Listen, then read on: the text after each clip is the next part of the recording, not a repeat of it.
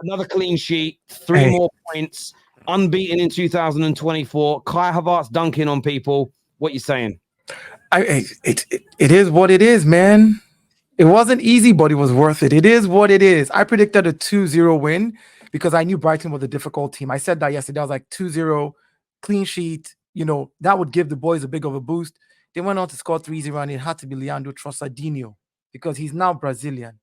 If you didn't know before, now you know. It's Trossardinho. For the rest of you that did not know before. Tell him again, Dale. It's Trossardinho. Trossardinho. Yo, no, the game, to be honest with you, man, like I knew we were going to win, but I didn't think we were going to win by 3 goals. Because Brighton is a tough team. They haven't lost 32 games at home. That's an insane record.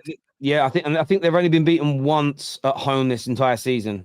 And that was like the start of the season as well. That was like November time, I'm pretty sure. Yeah, and that's crazy because like in my head, I'm like, this is going to be tough. And the way the first 15, 20 minutes went of the game, I was like, this guys could hold us to a draw, but I see us scoring 1 goal. Now, let me quickly just talk about the penalty. The rule is very simple, right? A penalty kick is awarded if a player commits a direct or indirect offense inside the penalty area. That's Rule 14 of the FA rules. Go look at Rule 14. Go onto the website, download the rule book, go to Rule 14 and read it. If a player commits directly or indirectly, all this, he touched the ball, he didn't touch the ball. If you indirectly commit one, it's a penalty. So whatever anybody wants to say, that is on them. But the boys did well. Arteta's player management, I'm impressed. It's almost like he did exactly what I said, because I was talking to Sad halfway through the game, and I was like, if I'm Arteta, come second half, the last 30 minutes, I'm taking out Zinchenko, bringing in Tomiyasu, I'm taking out Bukayo Saka, I'm bringing, and like literally word for word. He just did because these boys, they need to rest. There's a lot of games. We have a lot of games before the end of the season, but yes, we are back on top of the table. It's still anybody's game at this point because Liverpool plays tomorrow. But this is not the old Arsenal. Let me announce it again to everybody. This is not the Arsenal that you knew from last season. This is not the Arsenal that you knew under Wenger in the last years. This is not the Arsenal under Unai Emery. This is not the Arsenal that Arteta inherited. Let me remind you guys again, this Arsenal that you're looking at has a different mentality. This Arsenal you're looking at is a beast. So if you want to come and talk to me about my team, come correct. Use the right goggles to look at them. Don't come here and talk about, but last season they fell away in April. Well, if April have this, I guess we're falling away 3-0 to Brighton. Yeah. I mean, we're falling away. Yeah. Listen, I don't think anybody could argue with you, Dio, that this is nowhere near the same Arsenal team that we've seen prior to this last 2 years that we had seen over the previous decade or so. You've got through the February bump, you've got through the March bump. People are praying for your downfall. They said at the start of April, this is when it would fall apart. You're 2 games in, you're a week into April, and it's looking impeccable. Saad, it was just another formidable day, almost impossible to break down and score against. Abundance of chances created, 3 goals scored. I mean, it couldn't have been a better afternoon, could it? Nah, it really couldn't. Honestly, firstly, King Kai. Listen, I was a massive, I look back now and I was a fool because I should have never gone against Arteta and his ability to rejuvenate players and bring out the best in them. Yeah. Listen, all I'm saying is that Arteta doing bits. The fact that he's got Havertz from where he was, yeah, from Ghana, you said apologize to Kai. I am so sorry, Kai Havertz. I'm so sorry. I am so sorry because I can't lie. Today he was immense, all over the place. The movement off the ball was brilliant. The ability to position yourself in the correct positions and be able to get little flicks off, just his touches, that pass for Trossardinho, sorry, like bro, it just overall his overall game, the way he took his goal, him and Jorginho linking up, just his 1-2s. I think Havertz today was absolutely incredible. absolutely incredible.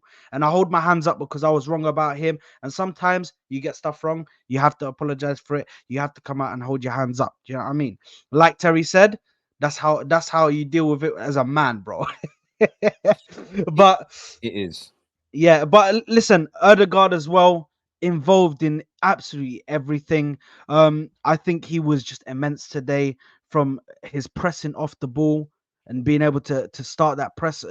Erdegaard is so important to us every single time, bro, because this guy always starts the press off every single time. He's the first one that's starting the press. He's the one that's leading the press. Yeah. So big up to Martin Odegaard, involved in absolutely everything. Again, controlling the tempo of the game. This is where we love. This is what we love from him. As for the defense is absolutely brilliant. I think Ben White, a bit of shithousery. This guy going down. I'm still laughing at that thing. I think he went past. I think Estupiñán went past him, but then he went and hit him like this. It's Yeah. the dark arts. It's the dark arts. Whatever it takes to It's the win. dark Whatever it arts, takes to win, bro. man. This man went Whatever it down takes, like as man. if he just got shot, bro. Man was like, and went down. But listen, I think overall from the team, Declan Rice, absolutely brilliant as always. This guy is the player of the season. I know people are going to say McAllister. I know McAllister's he's very high up there, and I think he's got a shout of being one of the players of the season. But I'm sorry, Declan Rice is just consistent Sir, from can I the say something? Sir, beginning can I just add till something real now. quick? Sorry, my brother. No, go ahead, brother. We don't care about player of the season. We don't care about golden glove. We don't care about golden boots. We don't care about statistics. We just pragmatic football from now to the end of the season. Win every game, get every 3 points. If at the end of the season we then don't win the league, I will raise my hand up and say, you boys, well done, because you won every single game. You did not drop any points, but the best team that was able to get it, got it. I don't all this player of the year or not. I don't care. If they all have to be falling down and rolling and stopping and starting the game, and we win, I just do it, man. Pragmatic football to the end of the season. That's the thing, and overall for me, just to end off, Terry, because I know you got to get to everybody else, but I think this win here for me, it was one that I was nervous about, because there's a sense of nerves now when you get to these last 10 games. And listen, I know it from back in the day when we were challenging before. Sam knows it, Terry knows it from when Man United were challenging. You guys know it from when we were challenging back in the day. Like this is where the nerves come out, and you start thinking, bro, every game is a must-win game.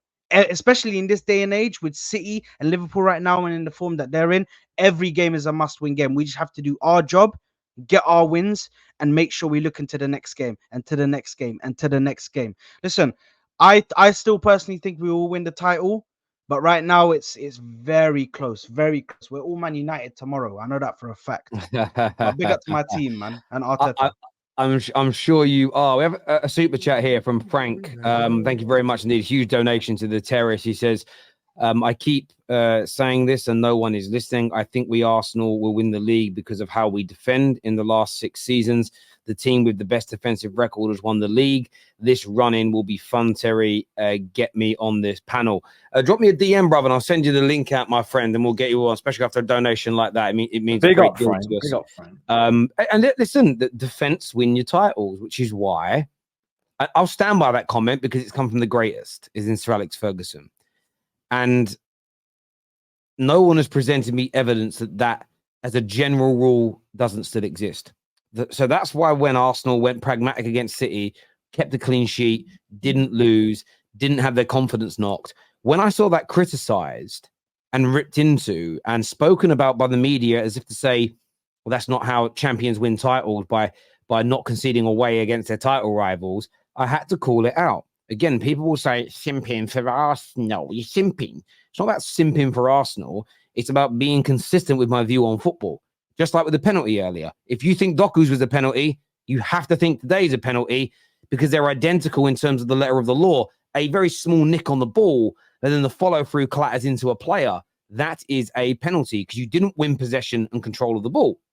So at the end of the day, it's about being consistent with these things and looking. And there was, I think it was back in like November, did a show, and there was a graphic the Premier League put out. It was like a heat map, and the darker your heat map showed the amount of time the team progressed beyond your midfield and defensive line.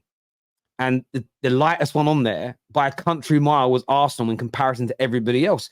And I remember saying back then, this element of Arsenal of not being progressed against, not conceding an abundance of opportunities on the counter or in open play, I said, if they can maintain this and then add those goals, and when did I say the goals would come? I thought you were reserving a bit of energy. I said, once January starts, you guys are going to come out and play full steam ahead. You've now gone into, and I'm going to use this phrase because it's going to annoy people, but you've now gone into another phase. You've gone into another phase this season, which is the pragmatism of you went 2-0 up. Yes, you got third, but you weren't busting a gut for that third goal. You weren't leaving yourselves exposed to conceding, because goal difference could play a part in this. Reserving energy is so important. And I think for me, watching as a neutral with no real emotion attached, the growth in Arsenal and the maturity is absolutely massive, because you're now doing, and Sam's been watching the show as a Liverpool fan for a long time.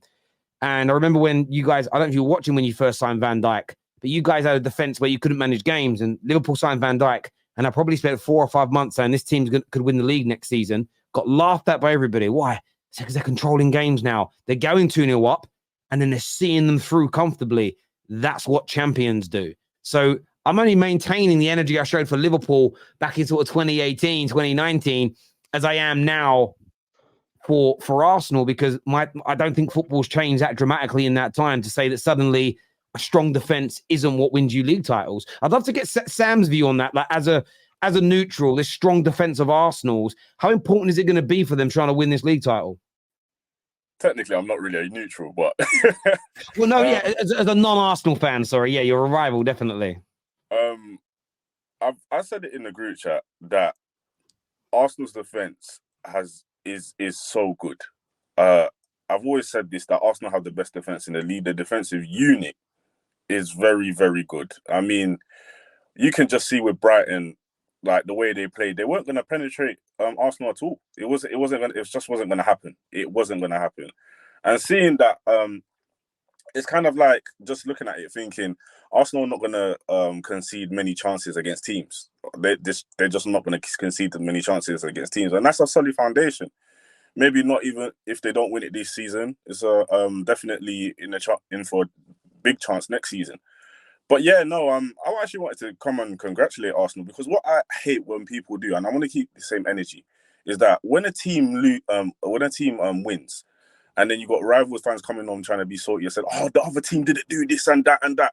I hate when that happens to me, so I'm not going to do it to other teams. Yeah, so I want the same energy across all balls, even if like we beat Man United tomorrow or whatever happens, and give credit to the team that won. Give credit to the team that has won. And Arsenal has won today. They've kept the pressure on Liverpool. We just need to go out tomorrow and do what we need to do and be professional about it.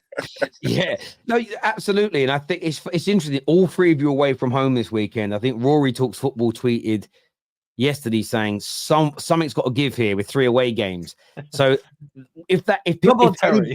So no, you might be a Liverpool fan that thought, no, they could all win. If you're a Liverpool fan that thought, yeah, one of the 3 is dropping points this weekend away from home, the pressure on those individuals is now ramping up because the other 2 have gone and won their games. But look, if Man United could throw a dagger in, there's still probably going to be a few more twists and turns. The only element for Arsenal really, and I want to get your opinion on this, Matt, how do you think you're going to cope going into the last 7 games, 6 games, 5 games? Do you think that mental strength can be maintained by this group? Yeah, absolutely. And I think it does come down to Champions League games as well. Because obviously, if we do beat Bayern Munich, Jesus, we have a tie. Real Madrid or Man City. So I do think that does play a massive part. Because either one of those teams, is absolutely massive to play against. But I mean, the mentality that we are heading into every game, like especially in 2024, is just incredible. Like, they are not giving up at all. Like, we do not give chances away, like Sam said. Like, there's just this cohesion with this team that they will not give chances up. Like, they're so well drilled, so well I can't even speak. Organized. So well organized that yeah, we just don't give them any chance. Do you know what you need to do when you're on these streams, Matt? Because I can see what you're doing. You don't look at your camera, you look at the screen that you're on, don't you? Yeah, because it's bigger. But don't look at the screen. That's putting you off. Just look at your camera and talk. Looking at yourself is what makes you mess your words. How do I know this? Been doing this a long time. I know the game. Stop looking at the screen and yourself. Like, so if I do what you did, I'll be doing that. And it is off-putting looking at myself. So look at the camera and talk. And trust me, you won't lose your train of thought so much, because you were making a good point there, my friend. You were. The cohesion in this Arsenal team is impeccable. And I like what you said, Sam, by the way, you know, coming out and giving credit, because I think when you see games like today, credit's got to be given. There's a super chat.